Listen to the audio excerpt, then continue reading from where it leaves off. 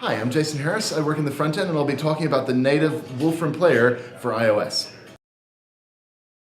Okay, well, it's rolled around to 10 o'clock. I'm sure we'll get some stragglers in, but I might as well kick things off. So for the people here, just go to the Pathable website and right there and download the notebook. Here, you can see it here. Just click on that and get the workshop notebook. Okay, so welcome to this workshop on advanced typesetting. So in this talk, I'm going to detail some of the capabilities, the advanced typesetting capabilities of Mathematica. And what do we mean by typesetting? Well, of course, it's always nice to, X superscript 2, and we can position the 2 very nicely, or the fraction nicely, or something. But as Stephen talked about, we like computational essays. We like to be able to present a whole flow of a narrative.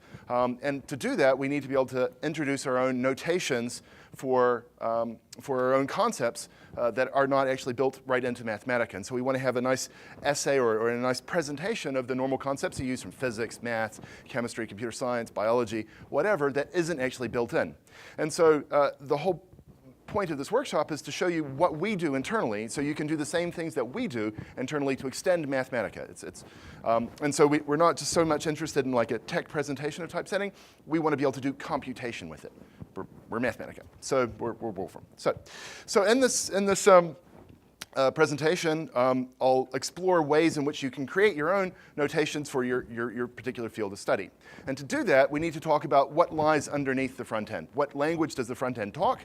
And as it talks between the front end and the kernel, the front end talks boxes, the kernel talks expressions, and so we need to be able to go back and forth. There's a rich API in there that we can target and we can change, and affect change in how the front end and the kernel talk to each other to introduce our own notations. And so you can have nice presentations. So that's through make boxes and make expressions. The front end talks boxes underneath, just like as in a web page. If we go to this particular web page and I go here and I take a look at in Safari, I go show the web inspector, you'll see, of course, a web page talks, divs and paragraphs and everything else. The front end actually talks boxes. And so we need to talk about boxes, the correspondence, the translation between the front end and the kernel, and doing that, and through that, we'll work our way up to template boxes and discuss about style sheets. Okay. And during the course of this presentation, we'll briefly touch on the notation package, which simplifies the creation of these make boxes and make expression rules, and so on. Okay, so what's our goal? Let's just sort of state it here in a normal sort of input. I can get a partial derivative and get that with respect to x of x cubed, and Mathematica understands that just fine, of course. But what happens if we come in here and we change this, that partial there to a plus? Mathematica doesn't understand it. So our goal is basically to be able to extend Mathematica so we can understand this. So extend it in the same way that we do internally, so Mathematica will do computations with this. And so, of course, we can represent our operators from whatever field that we're working in. And so, of course, it's not just to define partial plus, but it's to do things like partial plus for other sorts of operations. And so that's our goal. So to do that, we have to understand what lies beneath. How does Mathematica, how does the front end work with various stuff? So here we have some expression. And so right up here, there's a cell. There's a show expression. So I'll just call it Command-Shift-E throughout this presentation. So if you Command-Shift-E on a particular cell, you'll see what's actually underneath there. And so you can see this x cubed that actually corresponds in the Mathematica box language to this superscript box of x comma 3. And there's a row box grouping all of this together. And in fact, we could come around here and we could actually change that to a 5, for instance, and then Command-Shift-E again to get back to the cell. And of course, we've changed the actual input. So the boxes can be edited directly in a sort of the underlying form, or more traditionally, of course, we just edit things in our particular editor and change it here. So likewise, if we take a look at this particular integral, and now I hit Command-Shift-E again, that's the cell show expression, Command-Shift-E, we'll see this underlying form. So this integral here, that's the base of this sub-superscript box. There's the 0, which is the underscript. There's the infinity, which is the overscript. The upper script. There's the superscript box here. And we see there's an exponential e.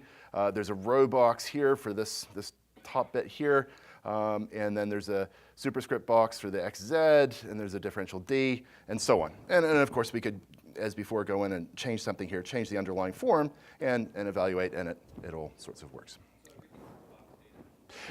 It's a box, and in fact, let me just show you just how much is actually boxes. So let's just show you what goes on in the underlying form. So in your notebook, if you evaluate this is just an input field with continuous action goes to true, and we've got this dynamic of the boxes, and that's linked here, and we can just see the output. And so here, as I actually type A plus B, you can actually see that row box underneath. And so this is an example of sort of what the editor's doing underneath. This is how the whole thing works underneath. And so if I type in this integral here, you're going to see that's just first the base character. I hit the control, the underscript to get to the underscript there, and we see it's a subscript box. I'll hit control % to get to the subsuperscript box, type in the infinity, and then type in here the exponential E, and you can see as I type, all of the various bits here on in this input field are being created as I type the expression. So really what happens in the front end is that we have a box editor. And so as we type, there's all these boxes getting parsed and recreated and formatted. And so I'm responsible, along with John, for the box editor in the front end. And so I wanted you just to, as your first exercise, really simple, enter A plus B times C in that input field in your notebook and see what happens.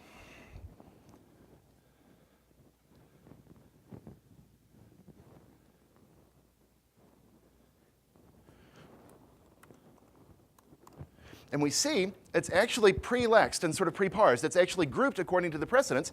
Times has a higher precedence than plus, and so we've grouped the row boxes tighter around that one particular operator.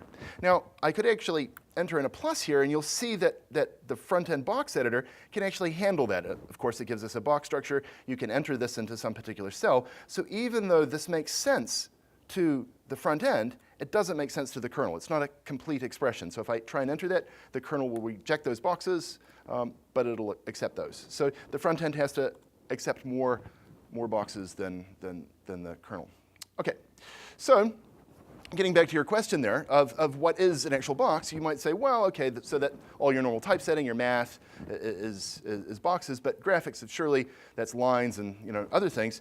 Well, that graphics is actually a graphics box of line boxes. And so you might think, well, OK, that's maybe for lines, but what about complex things like Bezier curves and some of the other bits? Well, underneath, that's actually a Bezier curve box of line boxes and point boxes. So it turns out that all graphics are actually boxes. And you might say, well, OK, so graphics and math are boxes, but what about things, a style? We're going to build up notebook programming here. But that turns out to be a style box. A button, if we enter that, we can click on it, does stuff. We take a look, that's actually a button box.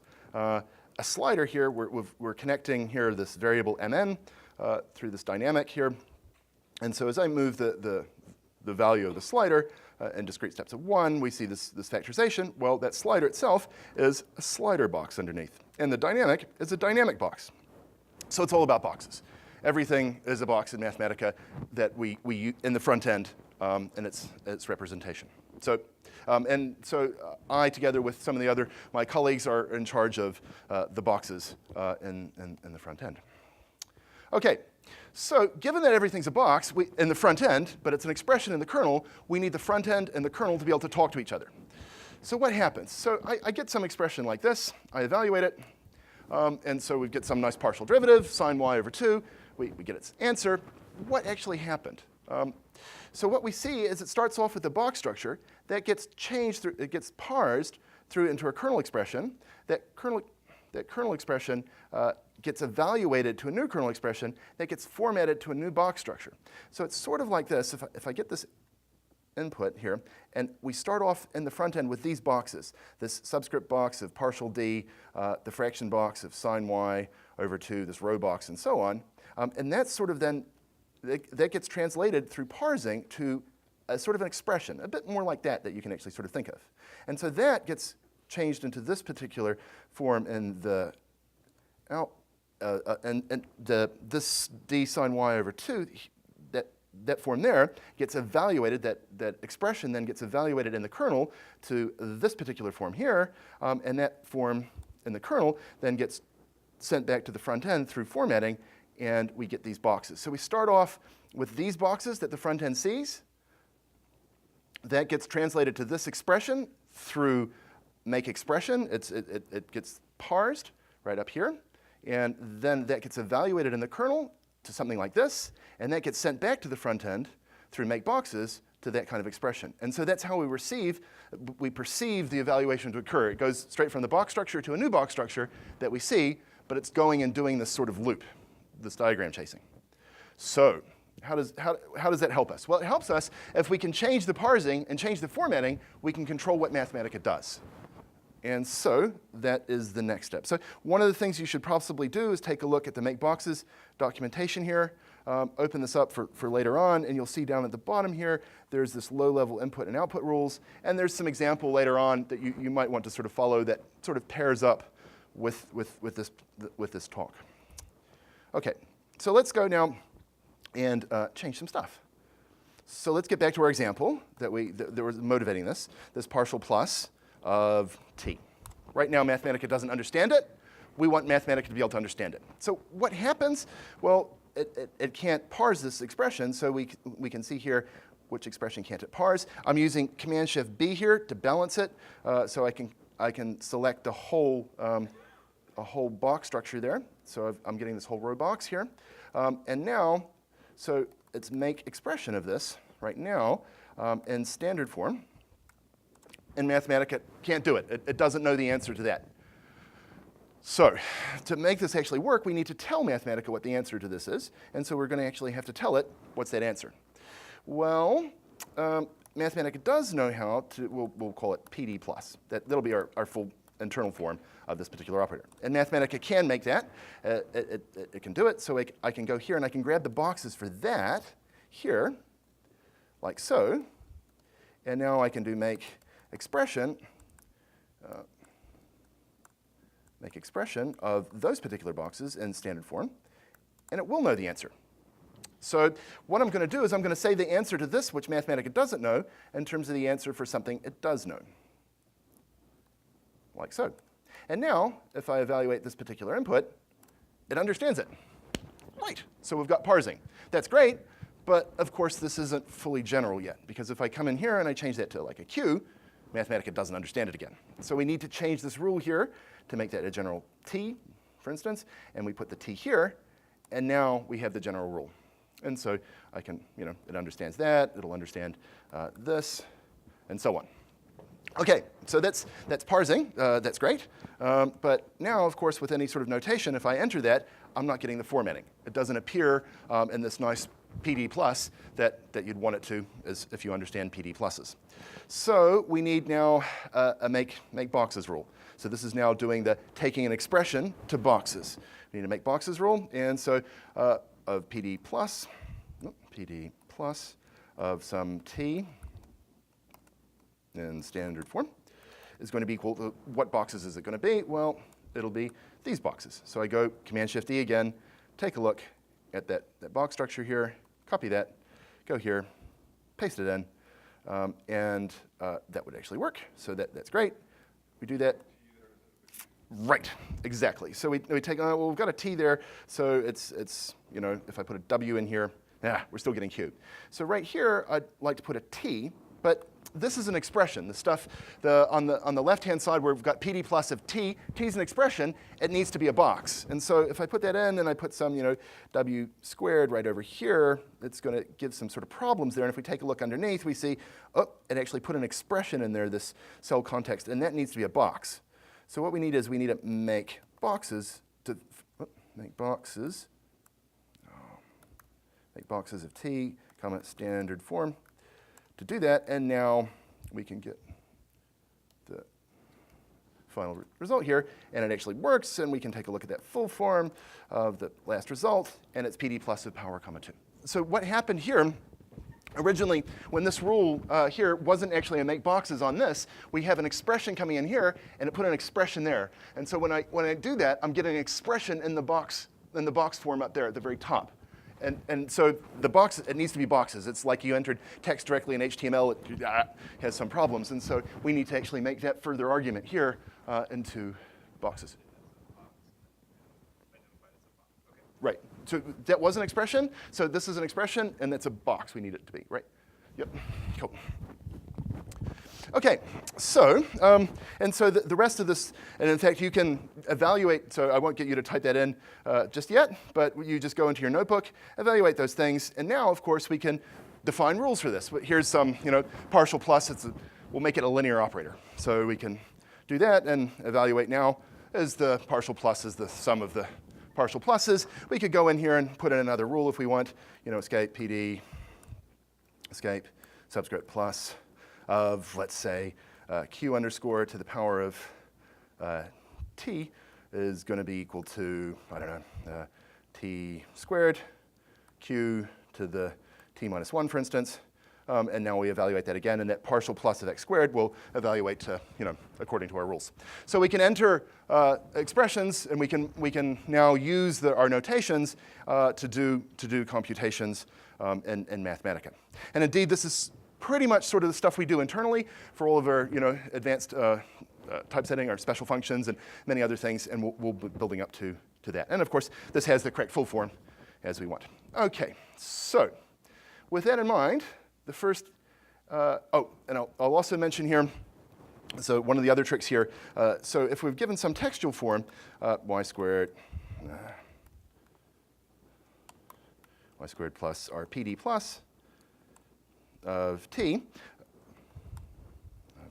here, if I hit this right here, this cell convert to standard form, what it'll do is it'll run through this make expression, make boxes again, and we'll get we'll get the typeset form of this expression. So it can't do it, of course, if it's not a complete expression. So if I just go here and make a plus, and I hit this Command-Shift-N, it won't work. I get rid of the plus, and it will actually work. And I can go Command-Shift-N, and it'll change into the standard form of those boxes. I can select just a small a selection of that and go Command-Shift-N, and it'll do that thing in place. And so that'll, of course, work, even if I have a plus there, because I'm selecting a whole complete expression. So it's quite useful to go back and forth using this cell convert to standard form. So that's good. And of course, when I'm doing this conversion, it's very important that I don't evaluate. If there's a 2 plus 2 in here, so if I have a plus 2, it's not evaluating the 2 plus 2. And so when, sorry, it's a bit hard typing standing up here. It's a keyboard's at an odd angle. You'll see here that we're not doing any evaluation. And so it's very important in our make boxes and make expression rules that we don't have evaluation leaks. OK, so your first exercise. So this is now a function. It's built into Mathematica. This you can type this, a escape fn escape of a squared, sorry, a, and that applied to something like q. Mathematicians can read this. Even Maple users could probably read it as well. And so it works as we want, but and everything in Mathematica is a first-class object. So of course, this function by itself is parsable. So your goal is to make this here, this notation for function be the dominant way Mathematica will display that. And so we need, of course, some make boxes rule for some function sort of thing is going to be in standard form is going to be what boxes. So we'll put some, S there, A there. What are the boxes that are going to go on the side? So that's your exercise. Create that rule. Well, so of course you're wondering what boxes to actually use to put it in there. And so, well, the trick we always do is we go and we use the boxes Mathematica has. So we'd go here, grab those boxes. We click on those, go Command-Shift-E, and just go and grab these particular boxes here. So it's going to be exactly. Making it up yourself, you're going to get it wrong. We always do. So you just go grab those boxes, just as I did, paste that, and so it's going to be like this. And so that's good, but of course, we don't have, that's q and that's q squared. we've got the wrong output here. It's going to be A, so we need to make this general. So I'd normally put an A here, but of course we've got the same problem as before, so that needs to be make boxes. Come on, make boxes of A, comma, standard form. And likewise on this superscript box there, change that and change that to an S. And now this particular function will work, and we put this in. And so that's now the default form for functions. We've changed Mathematica so that the default representation in standard form of a function of 2 arguments is this nice notation we've got here. OK. And if you want to take a look, the answer is down there. And so you can evaluate it right there and try it yourself. OK. So given that as the first exercise, the next exercise is to create a notation here for up and down. So we have up arrow. Mathematica doesn't understand that. Up of A doesn't format as that. So we need to create make boxes and make expression rules so that up of A will format as the A superscript up arrow, and same with down. And you get that character, that up arrow character, by this slash open square bracket up arrow, and return, and same with down. Okay.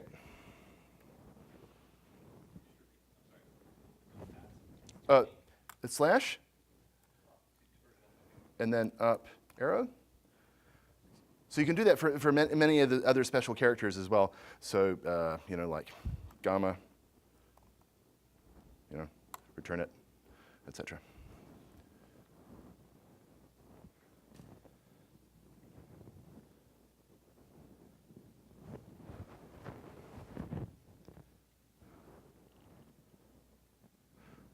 Okay, well, at least by now you're probably thinking about the right way to actually do this. I'll just go ahead and I'll show you, but at least as a part of the workshop, it's like, how do I go about that? How do I, what are my first steps? How do I think about it? So let's do the make expression rule here. So what we want to do is we want these boxes here. We want Mathematica to be able to understand that box expression there. So make expression in standard form is going to be what expression? Well, it's the same as make expression of this other thing here. Which boxes? It's going to be these boxes. So we go here, copy those.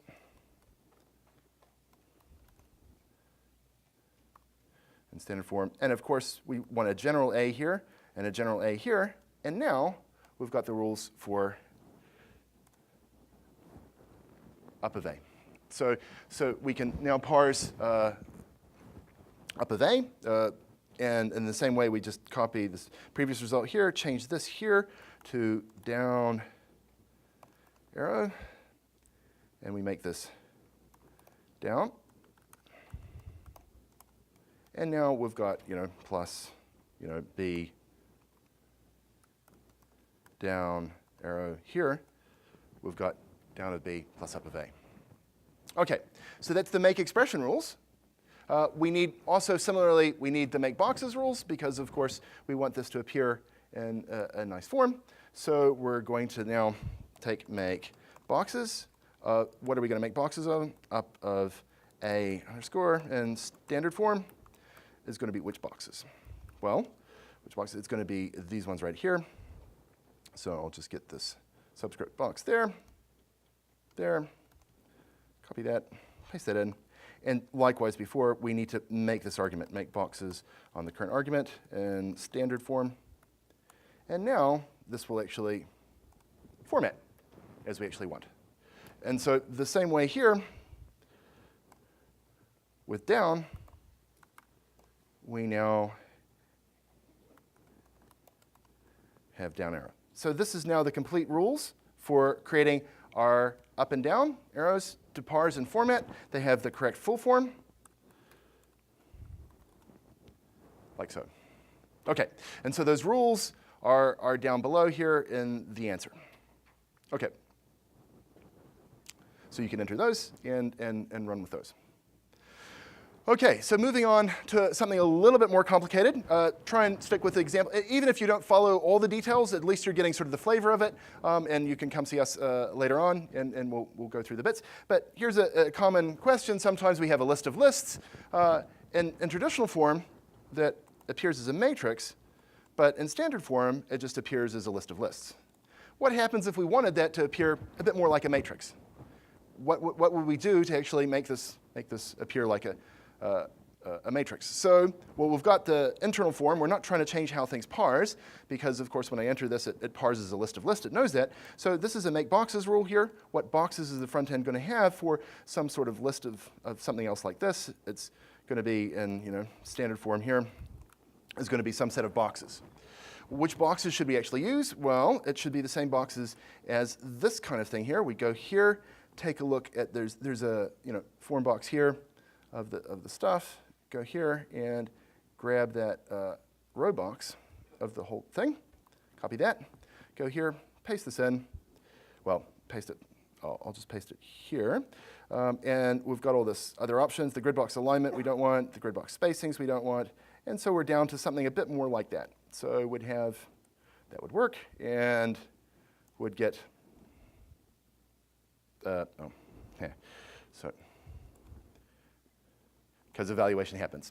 So that's okay, but of course we've just got this one expression here. We want this to be general, not just for 2 by 2, so we'd put in here something matrix. And I'm not worrying about the evaluation characteristics right now, and of course we've got to get this list of lists, we've got to map in the right place. So if I get that output here, and I know if I put some map of f on the particular arguments, we're not actually mapping at the right level. We're not wrapping around each argument, so what we'd want to do is we want to put map of f here at level 2. And so, yep, that's what we want.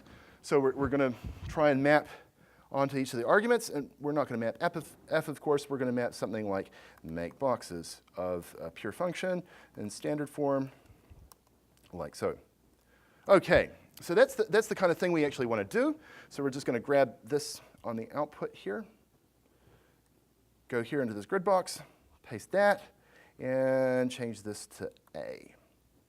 Okay. And so now, as I enter this particular expression here, it looks as it should, E, and so on. So that's grand. And so we've got this rule, this make boxes here. We've constructed the boxes. We've built this up. So it constructs, a row box, the grid box, and it maps make boxes onto each of the arguments that are in our initial matrix. And so that's the step that we actually want. But we've got one problem. That's evaluation creeps in here. And so here, if I go to this input form right here, and I hit Command-Shift-N, it's evaluated. It's changed that 2 plus 2 into a 4. And that's because my make boxes rule here is leaking the evaluation. So evaluation happens, and so I need to stop that. So how would I stop that? I'd go here and make sure that's matrix Q of A, but I put here unevaluated of A. And likewise here, I need to make sure I've got a A here, unevaluated of A. And now this pure function here, this map right there, I need to make that pure function unevaluated as well. So I'm going to change this to function of, f, comma, make boxes of f. That's the equivalent form. And I'll make that hold all. OK. Now that, and I'm going to go back here. I'm going to quit my kernel, just so we don't have any other previous rules. And now if I evaluate that, I go back here. Works as it should, and if I hit Command-Shift-N, yay, we've got back to the form. It hasn't done extra evaluation in that particular step. Okay, so and the answers here are down below with the correct handling. Okay, so that's a bit tricky, a bit complicated, but at least you know how it works. How do we make this easier? How does this process how do we make that easier? Well, we can actually use the notation package. And so here's an example from ring addition and ring multiplication.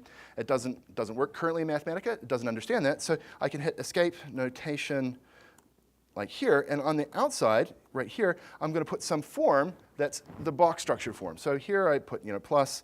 I'm going to do a subscript and then escape SCR for the ring, that's a script ring, script R, for the ring addition. And so in here, I put the full form ring plus of A underscore comma B underscore. And now Mathematica will understand ring addition. And it has the correct full form. As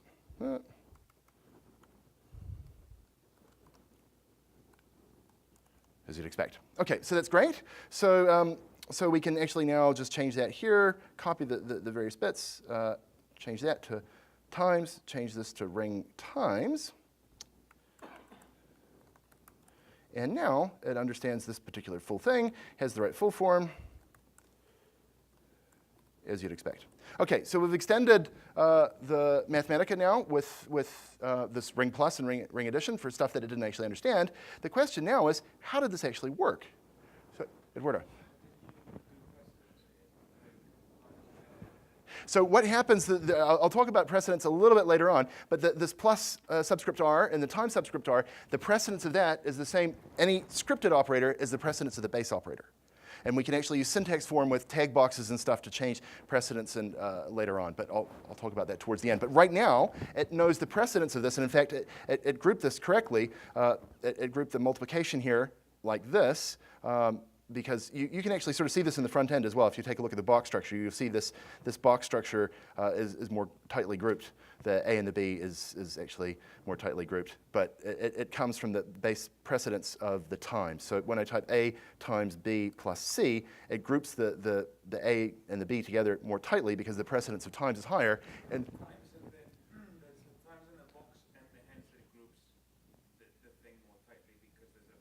because there's a times there, we've subscripted it, and it says, what's the precedence of a subscripted thing? What's the precedence of the base? And that's how it got it. Cool. So, good question. So the question is, or the issue that's raised, of course, is what is the notation package actually doing? How does it work? Well, the notation package is a transpiler or a compiler of notation statements into make boxes and make expression rules. It builds them for you. And so we can actually take a look if we remove the notation private sort of stuff. And here it builds, it has its own space, this notation make expression. And here you can sort of see notation make expression of this A subscript box of plus R. That's the kind of thing you'd have before. You'd have a make expression. Here's some stuff on the left-hand side, some stuff on the right here. And then finally, what are we making it to? Well, it makes it as make expression of this ring plus of row box of A comma B. Pretty much like you'd create it before. Likewise, the notation make boxes, well, that's actually ring plus, but our formatting rules have already kicked in to format it there. Sometimes when you're taking a look at information, you think, oh, it's ring plus, but it's already actually formatted, but it is ring plus underneath.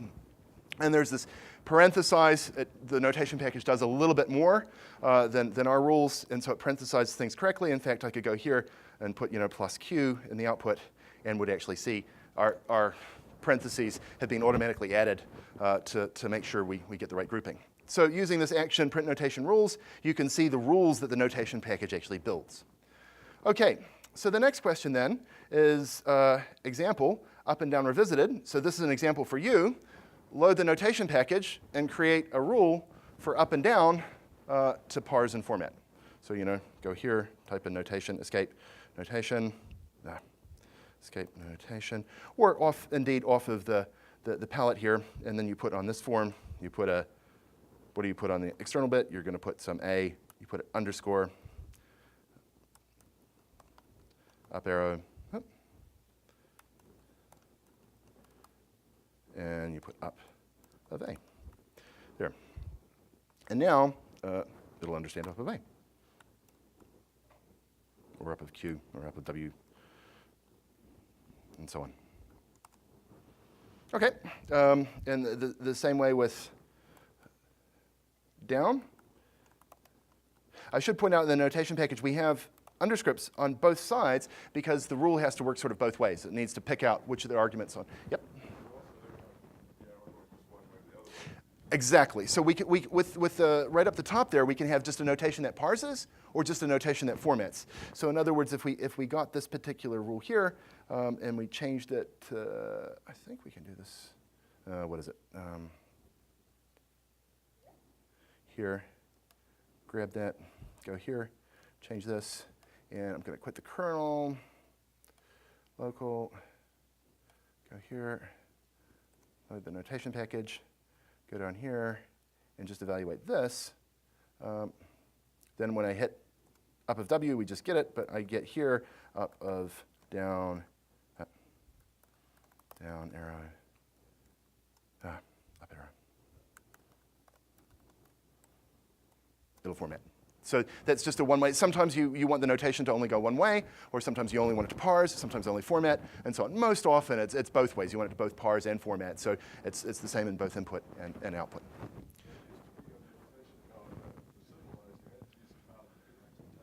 Right. Well, so again, with symbolize, so then you've got some, when you go here and you symbolize something and you take a look, you can symbolize x to the n underscore something else like that. Then you actually take a look at this box structure, template box, so you can actually enter that in yourself. So you can programmatically do it if you do some make expressions, some trickiness, but you need to reproduce that box structure. So you can do it programmatically if you want. Yep. No, because you need this box structure around it. So because this is a meta thing, it's an expression that's parsing boxes and it's grabbing the boxes and doing it. So it needs to somehow escape, and so it needs a special box structure around it to get it to work.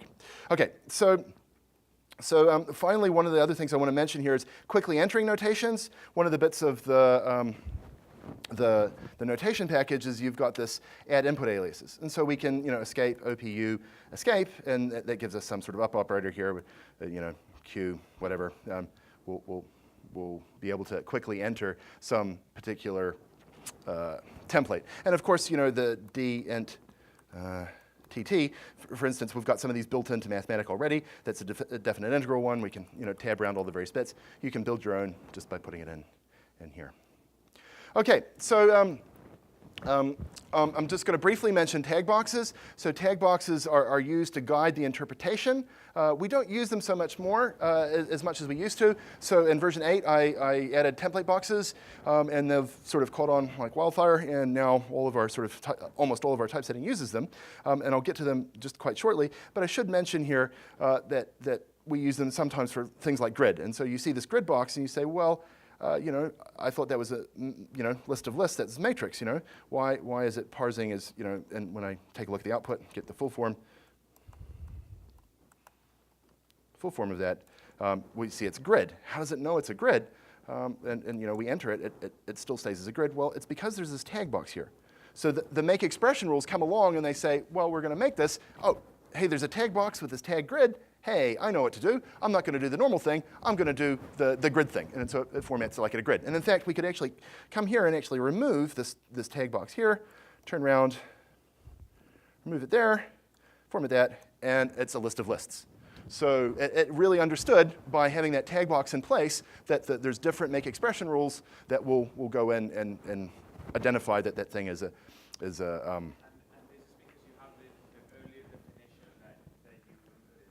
no, that's because the built-in rules that we have in Mathematica. So there's this really core of just boxes. Mathematica itself, when it loads up all these make expression and make boxes rules, and one of those is just list of lists. It's built really into a low level of the parser. Why that now works like that is because we don't have the tag box surrounding it. If there's a tag box that says, hey, I'm not a list of lists, I'm a grid, and it kicks in. Okay, and so we have as well, they're used in like mouse appearance. If we change this to foo here, we get some different cursor, and that's because the front end recognizes this particular tag. When it's moving over the thing, it adjusts the cursor, it'll do it. So it's used in a few other places as well. But we've all moved on to template boxes, so let's actually do that ourselves. Let's move on to template boxes. These magical things are really kind of cool. So here we've got a binomial, n comma k. By now this is going to be, what are the boxes for this? Well, it's going to be a grid box with a bracket, an n over a k. And so let's take a look at those boxes, and it's not. It's a template box of n comma k with binomial. Bizarre. And in fact, if I go in here, that binomial, I change that to like Bessel J and format it, it now looks like a Bessel J. And if I evaluate it, it evaluates like a Bessel J. So just changing this tag here, if I go in here and Legendre P, for instance, Legendre P, if I've typed that correctly, it acts like a Legendre P. So right here, just this magical tag is telling us what this should look like and also how it should evaluate, which is truly kind of freaky and kind of cool. And so what's actually going on underneath here? So let's actually just take a look at a generic raw boxes just displays the box directly inline. And so we've got this template box. We've got this tag here, foo Legendre P, and this tooltip. So as I move over here, I see this tooltip, and that comes up as my Legendre P. I could go in here and change this here to, something else, and I see, yep, indeed, that's where it's getting its tooltip from. So that explains this bit here. The next bit here is if I evaluate this, I'm getting foo Legendre P. How did it know to do that? Well, there's this built-in, like, I'll go in here and I'll change this to doggy, and evaluate that, and I get doggy Legendre P. So really, it's coming in here. You can see that whatever tag I put in here is what this thing will evaluate as. So the default rule for a template box is just basically get the name of the template there and apply it as a head of the arguments that it's got. Now finally, the next question is, how does it display like this? Well, we can go in here and we can change this to, like www here, and we see it's changing. So this function here, right here, is somehow affecting the output. And it's called display function. So what it actually does is we get that display function, we apply the arguments to it here of A, comma, B, and we get a box structure. And if we take a look at that box structure and look at it, raw boxes, it looks like that. So the display function now is telling it how this thing should display. So the template box contains all the information through this name here. That's how it should evaluate. This is the tooltip, and this display function here is the thing that we apply onto these arguments to get a box structure that will then display as the way that we want the template box to actually display. Okay, so one of the other nice things about a template box here is that you can tab through the various arguments. Works. We can delete one of the arguments. It'll go to the other argument, and it'll delete the whole thing. So it really is a templated structure. So let's actually see how this works in practice. So we've got this. We go back to here, this binomial, and let's get another binomial here. Q, T, just for display's sake. And so we see here this is a template box of binomial, but we don't have a display function there. Where is the display function coming from? Well, if a template box, this is something quite fortuitous I built in way back when. If a template box has a string name, and there's a style with that name, it'll go and use that style. So if we go take a look at the style sheet, go here to the default styles, go here to the core styles, and then find binomial, we get down to this. We go back here, take a look at the styles for attendees, paste it in the bottom, and right there we can actually see, oh, that's a Q binomial. Heh, we didn't want that. We wanted binomial. Did I find binomial? Binomial. There we go. Found that. Go here. Paste that in there. And so here we have this binomial. Let's make that a bit bigger so we can see it. Let's make that smaller here. Styles for attendees. So here, right here is this binomial. And that, if we take a look at that, is going to have a display function that would actually expect. So that really now has a display function of a row box, the bracket, the grid box, and the closing bracket. So that's much more like what we'd expect. But now let's say we want to change that and actually give a different display function, like C, K, choose K things out of N, something a bit more like that. We could actually get these box structure here. And we want this to be a box function from before, so we'll go here, we'll change this to hash 2 here, this be hash 1, for instance, and go here, get that particular box bit here, go here and replace this in our boxes, paste, and now when I hit this,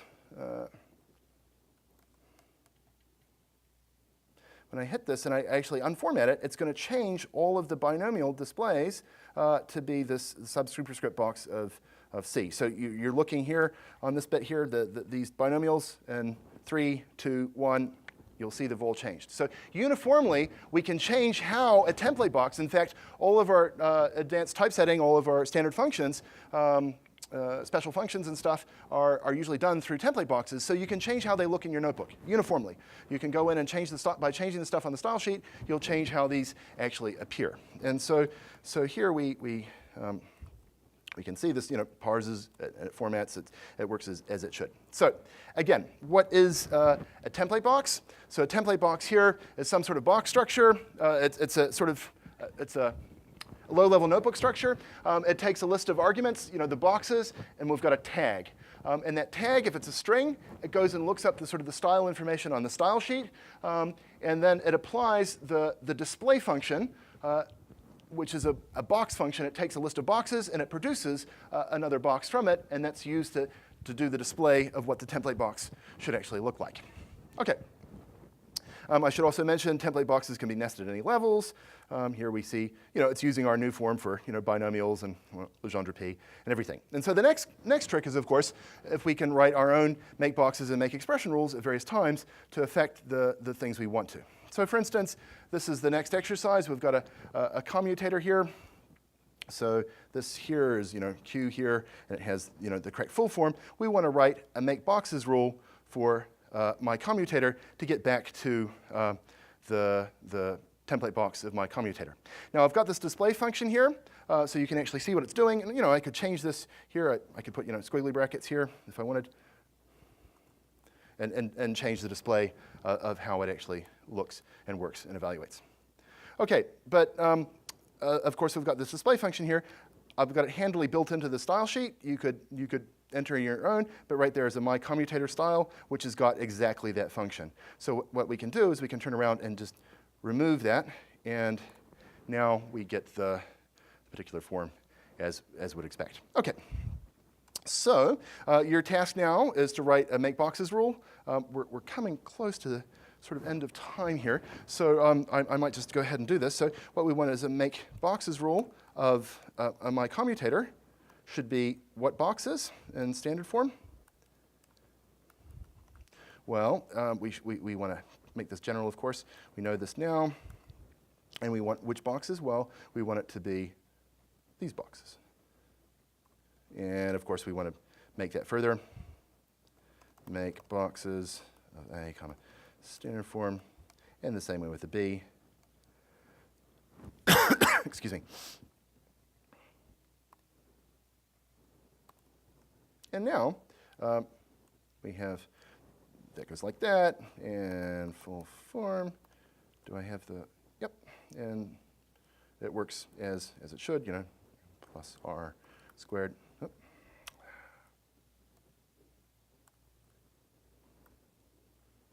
Oh.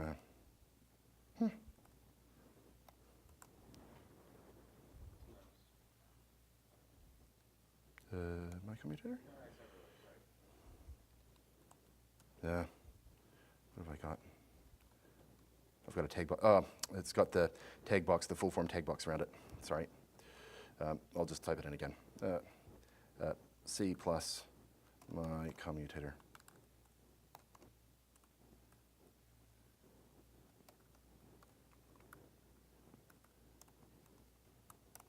Right. And it does, and it works as it should. Okay. So that's my commutator. So that's template boxes. So I'll just mention in closing, just before questions, just a few things. One, in your construction of your boxes, you sometimes want to be able to use base style. So normally, if I have a style box, just like something's italic next to it, and you type next to an italic, you get the italics, and you don't want that. In other words, if I have some text and I make that here italic, and I move next to the italic and I start typing, I get italic stuff. And sometimes you don't want that, and so it's the same with style boxes. The style boxes will escape, but sometimes we want to just have that style associated directly on that, like for instance, this underscript box. So here's this base style, background goes to gray level, and so as I type next to it, the style doesn't escape. So you sometimes use that in which boxes you'll construct, and you'll see it around. Almost all boxes have base styles. The difference here is, so I've got the style box of this underscript box here, and so when I take a look at that, I've got this is the actual form style box underneath. And so when I type next to a style box, just like italics, it escapes. When I take a look at this one, we have just an underscript box. And so the base style is actually in there, so the style won't escape.